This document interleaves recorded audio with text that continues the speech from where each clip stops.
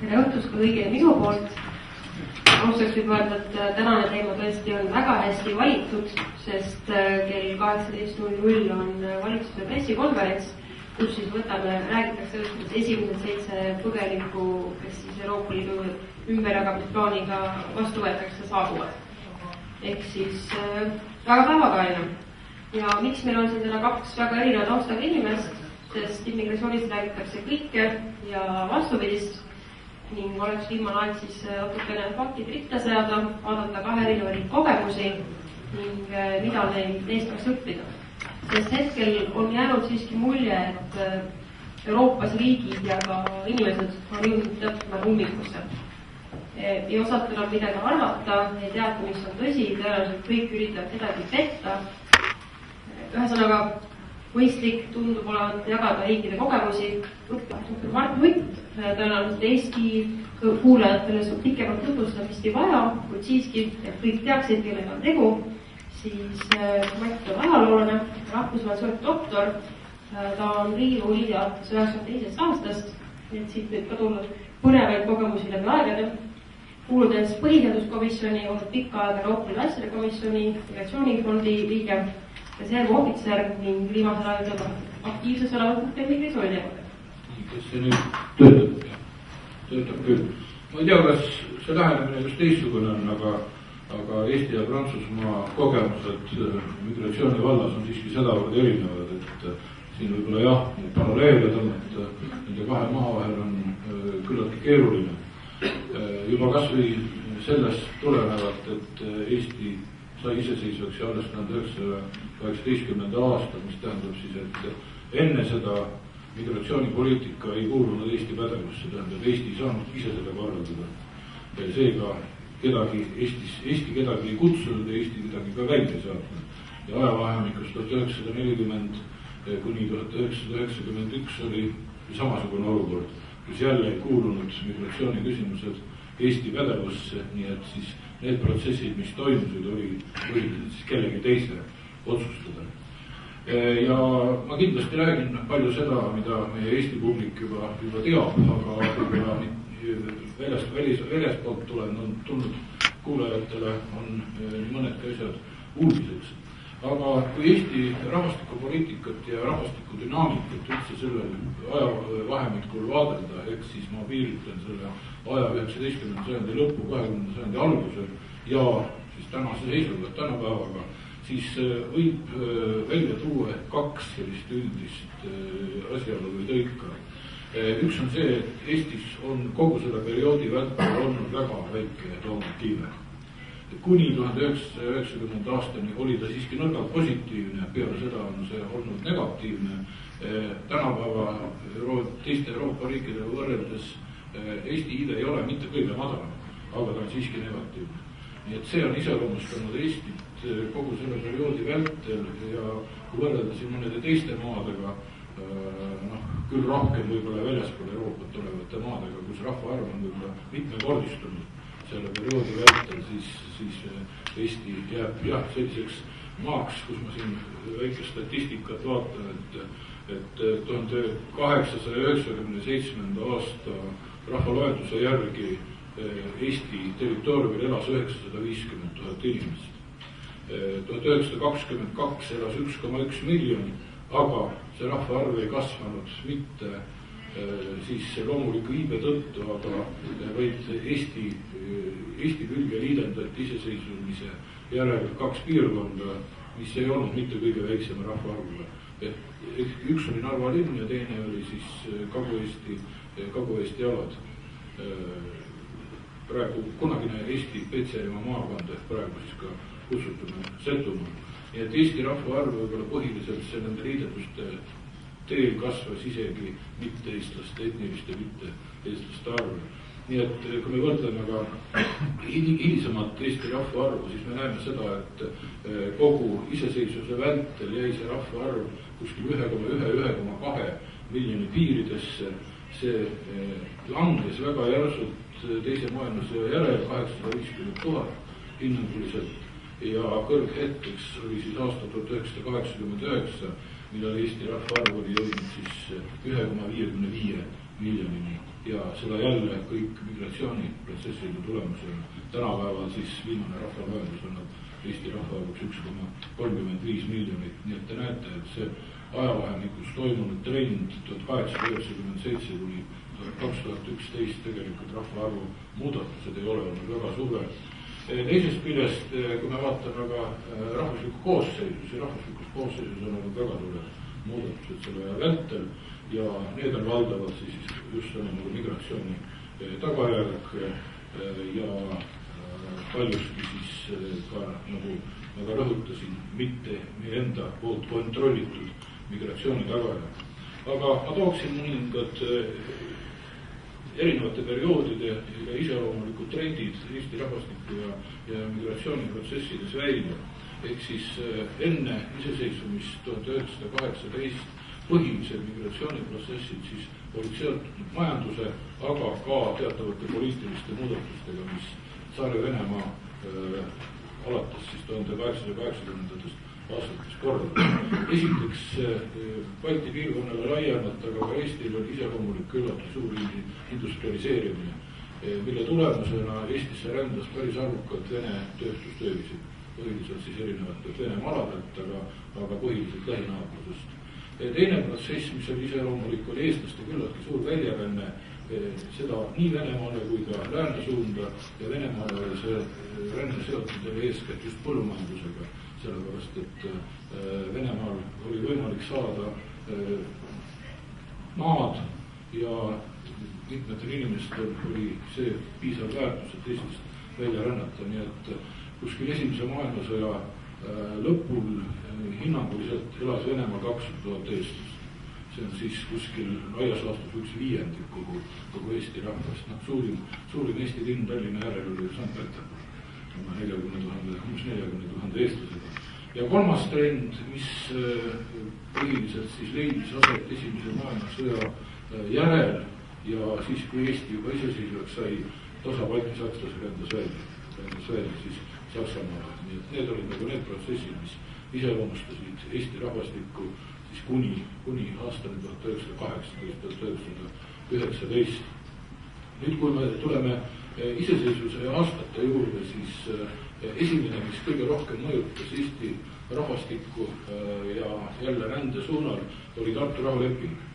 Tartu rahuleping nägi ette võimaluse siis Eesti rahvusest isikutel opteeruda Eestisse, sellest 200 000 opteerus umbes 50 000 või natukene üle 50 000.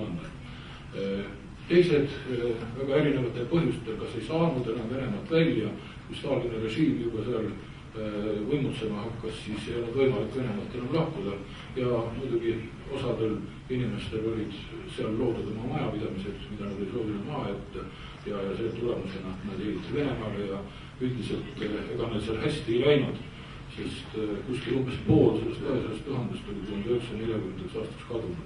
Nii et nad olid kas siis küüditatud, hävitatud, statistikat võltsitud, mis iganes, aga igal juhul neid enam ei olnud seal ühel hetkel.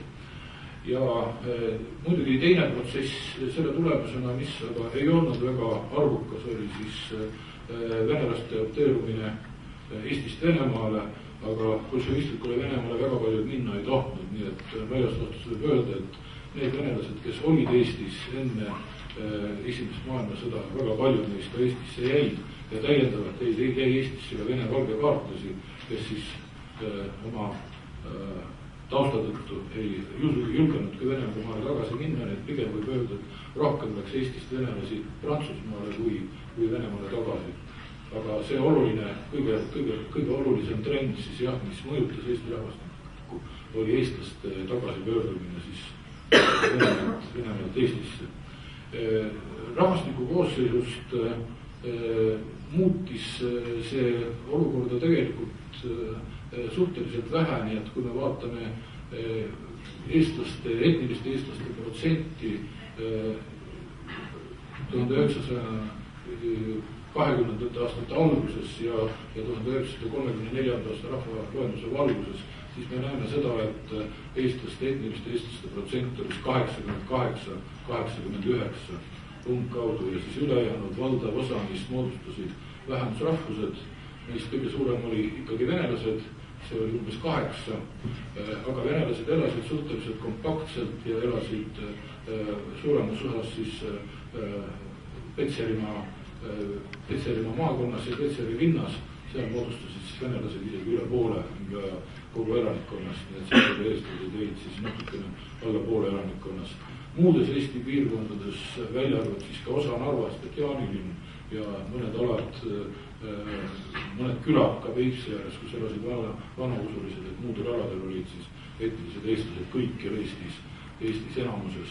Me võime ka muidugi Rootsi külad välja tuua, kus jälle nagu omavalitsuse kaupa olid eestlased küll kõikjal enamuses, aga küll me näeme seda, et külade kaupa ja võib-olla mõned saared olid siis domineerivalt Rootsi asustusega. Üldiselt oli ränne iseseisva Eesti ajal, kui me võtame siin ajavahemikku 23–39 suhteliselt väike. Et eestlasi rändas tegelikult põhiliselt välja ja rändas küllaltki palju Lõuna-Ameerika riikidesse. See oli majandusmigratsioon. Suhtel kujunes, et mindi tööd tegema, aga see rahvastiku arve ja suhted oluliselt ei muutunud. Ja Eestisse sisseränne oli täpselt samuti küllaltki arvuliselt väike. Näiteks tuli Poola tööölisi Eestisse mingil määral ka Lätist, aga jälle need suurusjärgud olid seda veel väikesed, et need kajastunud eriti rahvastikus. Aga olukord muutus väga põhimõtteliselt siis aastast 1939. Mis siis juhtus 1939, kõige olulisemalt mõjutas siis see, et Hitler hakkas kutsuma välismaal elavaid sakslasi tagasi okupeeritud Poola aladele elama. Ja see puudutas ka eestlasi, kes elasid, või see puudutas ka sakslasi, kes elasid Eestis. Nii et nendest 18 000, umbkaudu 18 000 sakslasest, kes siis Eestis elasid, siis umbkaudu 16 000 millegagi ajavahemikus 1939 kuni 1941 siis Eestist välja. Et nagu saksa vähemus selle tulemusena, võib öelda, kadus. Need üksikud sakslased või need vähesed sakslased, kes Eestisse jäid, need olid kas juba Eestist tulnud või siis nad elasid eestlastega segaperekondades, nii et aja jooksul, kes pääses ka imekombel deporteerimisest Siberisse ja arreteerimistest, et nendest üldiselt said eestlased. Tänaseks me võime eestlastega kokku sulanud. Aga teise maailmasõja käigus tuleb kindlasti mainida veel väga suuri rahvastikumuudatusi, millel on vägivalla kitse juures.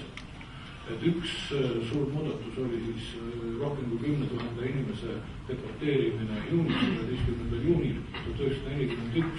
See oli vahetult enne, kui algas Nõukogude Liidu ja Saksamaa sõda ja see tabas põhiliselt hariduskonda ja tabas mitte ainult eestlasi, vaid tegelikult läbilõikena kõiki Eestimaal elanud rahvaid. Näiteks mida tihtipeale ei ole märgitud, et protsentuaalselt tabas see näiteks väga oluliselt juurde, just see Nõukogude Liitu deporteerimine. Teine, mis leidis aset demograafias, oli siis teise maailmasõja ajal toimunud Saksa poolt läbi viidud genotsiid, holokaust Saksa võimude poolt juutide vastu. Juutide arv enne teist maailmasõda Eestis oli umbkaudu 4500 inimest. Neist 3500 lahkusid Eestist Nõukogude Liitu ja kuidas keegi, mõned pääsesid, mõned ei pääsenud ja mingi osa tuli neist ka pärast teist maailmasõda tagasi. Umbes 1000 või natuke alla 1000 juudi jäi Eestisse ja nende saatus sai olema väga traagiline. Need jutt on praegu antud hetkel siis Eesti kodanikest, juutidest, mitte siis kõikidest juutidest, keda siis ka Eestisse toodi ja keda Saksa kontsentratsioonilaagrites hukati. Siis kolmas rahvarühm, mis Eestis eksisteeris, kellel oli väga kompaktne asustus, olid rootslased. Rootslased oli kuskil üle 7500 või 7700 umbkaudu ja see rahvarühm lahkus peaaegu tervikuna Eestist 1944. aastal Rootsi. Järgmine 1944-1945 Eesti jäi praktiliselt kogu oma piirialadel kompaktselt elavast vene rahvastikust ilma ja ka Läti rahvastikust suures osas. Mis siis juhtus? Ühepoolselt Nõukogude Liidu keskvõim muutis Eesti ja Venemaa vahelist piiri. Et sellega siis uueks piirijooneks sai Narva jõgi, varem oli see piir Narva jõest, Narva jões 12 kilomeetrit, Narva jõesuu juures umbes 30 kilomeetrit eemal ja Petseri maakond ka suures enamuses ühendati Vene Föderatsiooniga. Ehk siis peale nende piirkondlike muudatuste oli Eesti, on Eesti vist olnud peaaegu, et ühisajal kõige homogeensem maa, eestlased moodustasid umbkaudu 98% elanikkast. Nii et siis territoriaalsed muudatused, mille tõttu Vene vähemus praktiliselt hakkas olemast ainult Tallinnasse jäi, mõnikord tuhat kindlasti oli ja Narva ja Peipsiäärde ka, aga see kõige kompaktsem Vene asutus lõigati ära ja siis Saksa, juudi ja Rootsi vähemus sõjas toimunud protsesside kaudu samuti praktiliselt hakkas olemast. Neist siis osa jõuti, nagu ma mainisin, tuli tagasi, aga suur osa ka mitte. Aga sakslastel ja rootslastel ei olnudki võimalus arusaadavalt tagasi tulla. Edasi käivitus siis Eestis nagu kaks protsessi. Üks oli repressioonide jätkumine. Kõige ulatuslikum oli see siis 1949. aasta märtsi küüditamine, mille käigus siis Eestist viidi umbkaudu 22 000 inimest ära. Nende hulgas oli väga suur protsent naisi ja lapsi ja vanemaid inimesi. Põhiliselt olid nad talupoikliku maapäritoluga inimesed ja see oli siis nii-öelda kollektiviseerimise ja kulakluse vastu võitlemise sildi all tehtud deporteerimine või küüditamine siis Eesti päraselt. Ja teine protsess, mis käivitus, oli Nõukogude Liidu kodanikes tööjõu arvukas sissetoomine Eestisse. Nii et kui me räägime siin näiteks rahva protsentidest, mis Eesti suuruse väikeriigi puhul on ilmselt kõnekamad kui absoluutarvud, siis kui ma mainisin, et 1945 praegustes piirides oli Eestis siis eestlaste protsent umbkaudu 98, siis aastaks 1989 oli see protsent umbkaudu 61.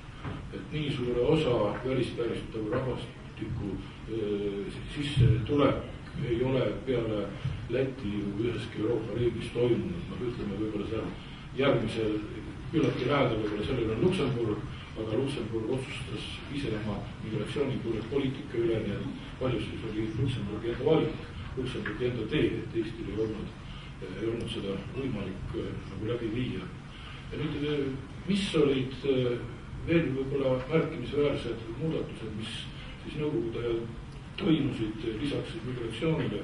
Üks oli siis elulaadi ümberkorraldamine, mis siis Eesti oli vormiliselt Nõukogude Liidu vabariik, siin kehtisid Nõukogude Liidu seadused ja siin hakati juurutama ka Nõukogude Liidus viidatud rahvuspoliitikat, mis siis ei soodustanud mingilgi moel integratsiooni ja mis tõi kaasa siis nii-öelda kakskeelse haridussüsteemi juurutamise, mis tähendas siis, et tekkis venekeelne koolivõrk eestikeelse kõrvale.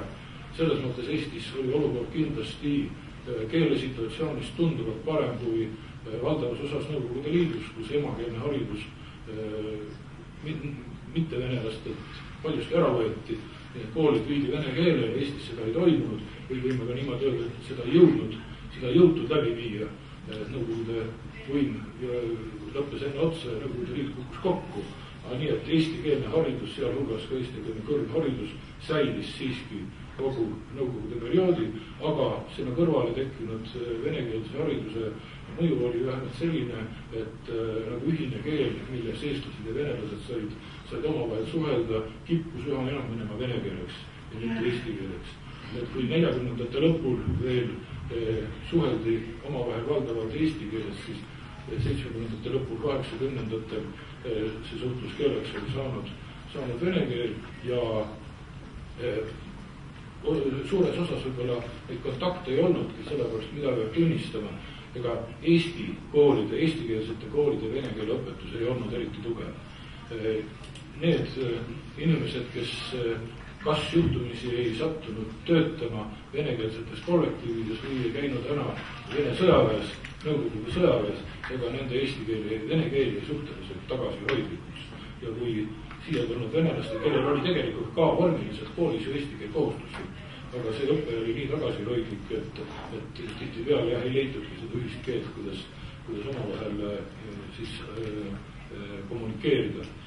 Teine muudatus, mis veel selle protsessi leidis, oli see, et toimus keelustumine ja see oli teadlik keelustumine osadesse piirkondadesse, kas eestlased sunniti lahkuma või ei lastud eestlasi sinna tagasi. Üks nendest piirkondadest oli Narva. Narva oli enne 1940. aastat valdavalt eestikeelne linn. Narva sai väga tugevalt kannatada 44 pommitamistes ja pärast sõda siis Narva põliselanikke üldiselt väga suures enamuses tagasi ei lastu. Ja see ei puudutanud mitte ainult eestlasi, vaid see puudutas ka venelasi, kes elasid enne sõda Narvas. Nii et sinna, see tehti nagu siis valdavalt nagu uusasustusega piirkonnaks ja praegu on Narvas siis 96% elanikkonnast venekeelsed. Neid linnu, kus Eesti asustus praktiliselt lakkas olemas või nagu võib öelda ka siis nii-öelda likvideeriti, oli veel mitmeid, need oli näiteks Sillamäe, näiteks Paldiski, väga suur osa ka Kohtla-Järve piirkondadest ja kui te tähele panete, siis need alad on valdavalt rannikualad. Nii et see rahvastiku muudatus viidi läbi paljuski rannikualadel ja kahtlemata Tallinnas endas samuti. Ja kui me vaatame veel niisugusi rannikulinnu, kus võib-olla see keeleküsimus nii teravaks ei läinud, nagu näiteks Haapsalu ja Pärnu, siis me näeme ka seal oli tegelikult küllaltki suur protsent, kuhu toodi sisse venekeelset tööjõudu, aga ka sõjavägi. Kahtlemata ka sõjavägi oli üks väga oluline osa, mis aitas kaasa siis nende piirkondade siis eesti keele väljatõrjumisena. Ja ärgem unustagem ka seda, et saared, lääne pool asuvad saared, Saaremaa ja Hiiumaa olid pidevalt piiritsioonis, mis tähendas selleks, et seda, et inimesed, kes siis tahtsid sinna minna, pidid selleks saama eraldi loa, aga põhjusega seda luba ei antud, et kui neil olid kas kodukohad või sugulased seal, siis see luba oli võimalik saada, aga üldiselt see ei olnud eriti lihtne. Mina võin tunnistada, mina käisin Saaremaal esimest korda 1991. aastal. Oli kodumaal piirkondi, kuhu oli väga raske saada. Ja muidugi olukord muutus päris tugevalt siis aastal 1989, et võib öelda 88-89 migratsioon ida poolt läände ehk siis Nõukogude Liidust Eestisse praktiliselt lakkas. Tekkis ebakindlus paljuski seotud sellega, et keegi täpselt ei teadnud, sealhulgas ka eestlased ise, mis üldse saama hakkab.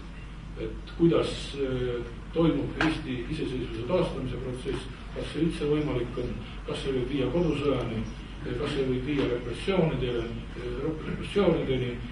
Nüüd me teame, et õnneks Eesti iseseisvus taastati ilma vägivallata. Leedus ja Lätis see päris nii hästi ei läinud, aga midagi väga hullu nüüd seal ka ei juhtunud, et niisuguse konfliktikoldeid nagu rahvuskonfliktid tekkisid Fergana-Orus või Mägi-Karabahhias või Transnistrias, neid õnneks Baltikumis ei tekkinud, kuigi ei saa öelda, et neid asju seal vähemasti mõned jõud ei planeerinud. Aga rahvastikus toimus taaskord küllaltki suur migratsiooniline muudatus ja circa 100 000 Nõukogude Liidu kodanikku, mitte ainult venelased, aga Nõukogude Liidust pärit või Nõukogude Liidu juurtega inimest lahkusid Eestist. Nii et selles mõttes see muutis jälle rahvastiku suhtarvu, et eestlaste protsent siis on siis tänaseks, laias laastus võime öelda, jõudnud etnilist eestlaste protsent 70. Ja mis siis veel aset leidis, kõigepealt eriti just Euroopa Liiduga ühinemise järel päris palju Eesti elanikke on siirdunud tööle teistesse maadesse. See kogu arv on, siin on räägitud umbes arvus 100 000. Nüüd see ei tähenda, et need inimesed oleks kõik Eestist alaliselt lahkunud. Päris suur osa käib neist tööl niimoodi, et nende alaline elukoht on Eestis, aga nad näiteks töötavad Soomes aga kui palju on neid, kes jäädavalt on ära läinud ja tagasi ei ole tulnud, seda on praegu hetkel veel raske hinnata. Ka sisseränne on Eestis natukene kasvanud, see on laias laastus 3000 kuni 4000 inimest aastas. Palju on perekondlikel põhjustel, tullakse õppima, mingil määral ka tööjõudu. Nii et selles mõttes väljaränne on siiski arvuliselt praegu suurem, kui on sisseränne, et see on demograafiline protsess. Ja siis iive jätkuvalt negatiivne. Kui praegused protsessid jätkuvad, siis on prognoositud, et Eesti rahvaarv võib veel 100–150 000 võrra väheneda aastaks 2040 või 2050, aga niisuguse asju ennustada ei ole eriti tark, sellepärast et nendes trendides võivad ka muudatused toimuda. Ja kui veel siit korra tuli juttu, milline on Eesti nagu poliitika olnud välismaalaste migratsiooni ja kodakondsus küsimuses, siis Eestil on Prantsusmaaga küllaltki suur erinevus.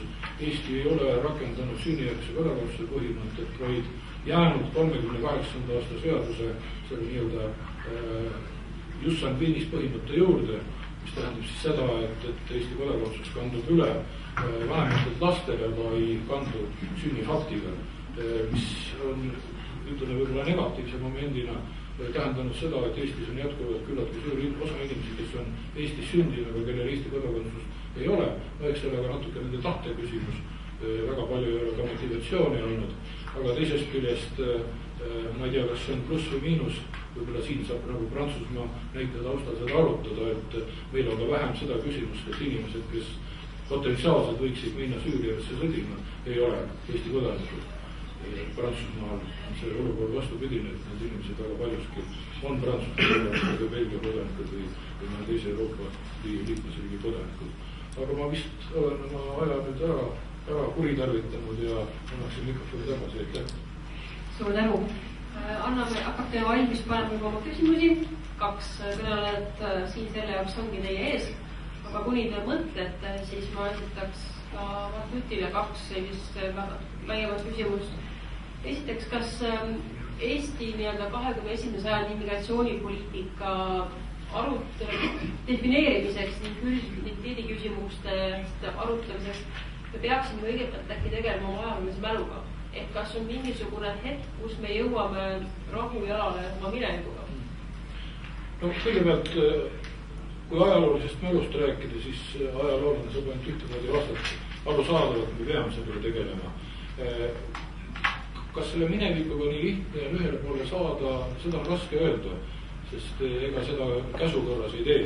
Eks see sõltub väga palju sellest, kuidas inimesed omavahel suhtlevad ja ma arvan, et siin kehtib ikkagi tegelikult kõige rohkem see tõsiasi, et aeg parandab haavad ja ma arvan, et need probleemid, mis näiteks Eestis olid, või isegi kui ma vaatan eestlaste ja venelaste omavahelisi suhteid nõukogude aja lõpul, siis need on võrratult paremad praegu. Kui nad tol ajal, kus eestlased tundsid, et nad on nagu ohustatud, et nad on võõra riigi võimu all ja selles mõttes tihtipeale võib-olla ei suudetud vahet teha, et kes see süüdlane nagu on. Et ühelt kõik teadsid seda, et süüdlane oli okupeeriv riik, aga teisest küljest neile inimesed, kes okupatsiooni ajal Eestis asusid, ega meile vaadati tihtipeale viltu. Et ma arvan, et see olukord on selles mõttes tunduvalt paranenud. Ma ei usu, et Eestis mingid tõsiselt võetavaid etniliselt tasapinnal olevaid konflikte võib juhtuda, kui siis võib-olla poliitiliselt tasapinnal pigem. Ma julgeks öelda ka, et see pronks oli poliitilise ajaloo tunnetuslikul taustal olev, kui nüüd etnilisel taustal olev küsimus. Et ma arvan, et see küsimus tegelikult laheneb. Hoopis tõsisem küsimus on, kas me saame nagu tulevase immigratsiooniga hakkama, et siin on meil Prantsusmaa palju õppida. Siinkohal küsiksin kohe otsa ka, et kas üldse väike riik Euroopa perifeerias negatiivsega saab pikas perspektiivis jätkata oma praeguse konservatiivse migratsioonipoliitikaga? Jälle raske küsimus, sellepärast, et siin me peame kaaluma seda, et mida me siis nagu tahame. Selge on see, et Eestis on tööjõudu vaja, pole sellest ka mingit kahtlust ja ega sellele võib-olla mõne väga üksiku poliitilise jõu keegi vastu ei vaidlegi.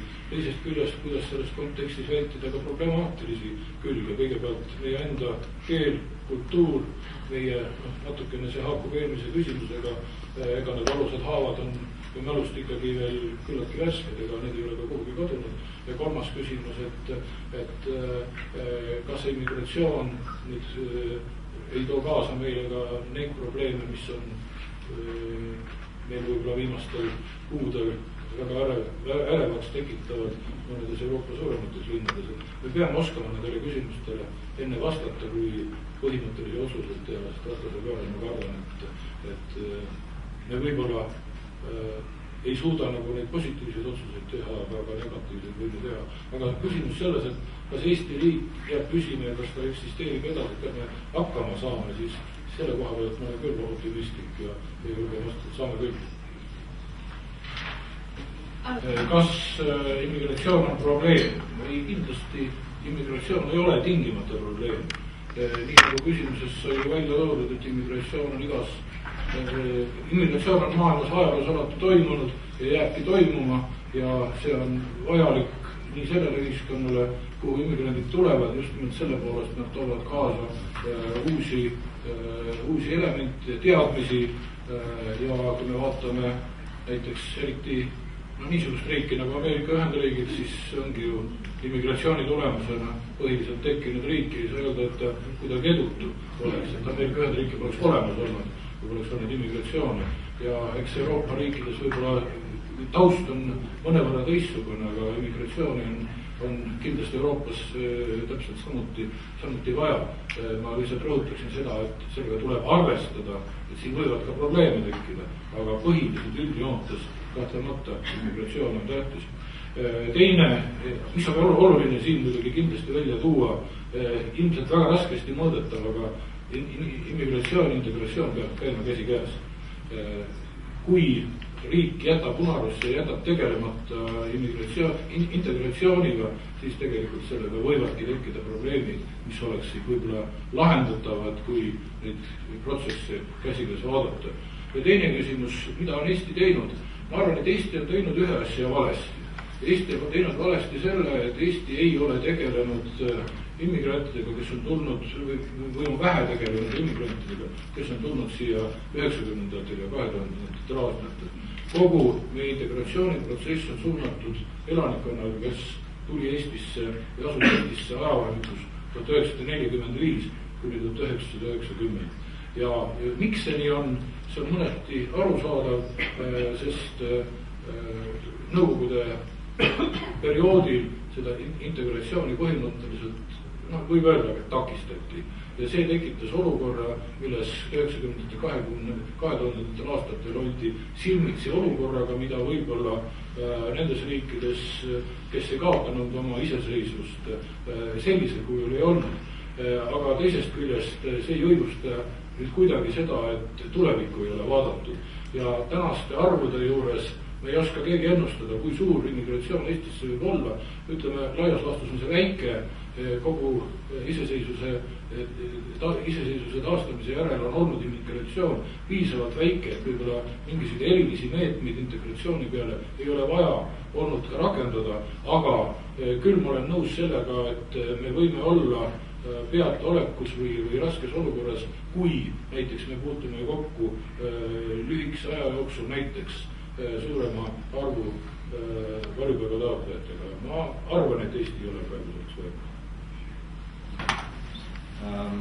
Eestlased, kes on oma kodumaalt välja rännanud läbi aegade, ma arvan, see on minu isiklik arvamus, aga ma usun, et Mart nõustub sellega, on alati püüdnud võimalikult hästi kohaneda nendes riikides erinevatel mandritel, kus nad on välja rännanud ja sulanduda nendesse ühiskondadesse, kuhu nad siis lõpuks sattusid.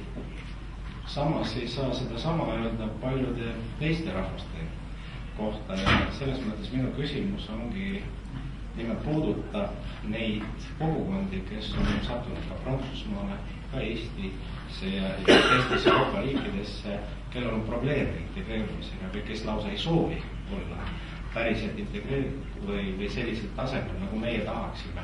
Et kuidas ikkagi neile läheneda, et nad on probleemsed nii või naa, aga et kui nad juba kujutavad ennast julgeolekuriski lausa meie riikidele, et kuidas nendele läheneda ja mida on võimalik ikkagi teha ja saavutada või see jääbki niimoodi probleemseks? ega väga palju ju sellest, kas inimesed soovivad integreeruda või assimileeruda isegi, on ju seotud ikka nende motivatsiooniga. kui me vaatame eestlasi, siis need eestlased, kes on läinud majanduslikel kaalutlustel, on see siis 19. sajandi lõpus, 20. sajandil või siis ka näiteks tänapäeval, siis üldiselt neil on küllaltki kõrge integreerumismotivatsioon olemas. Nendel eestlastel küll läks 1944, neil esimesed põlvkonnad seda ei olnud. Ja ei olnud seda seepärast, et Nõukogude okupatsiooni puhul eeldati, et see jääb lühiajaliseks. Esimene põlvkond võib-olla hakkas sellest pettuma, teine põlvkond nägi, et see lühiajaliseks ei jää ja sellega see motivatsioon kindlasti ka tõusis. Ja kolmanda põlvkonnaga nemad on juba niivõrd sisse elanud oma uuel kodumaal, et me ju teame, et osa neist tuli tagasi 90-ndatel, aga mitte enamus.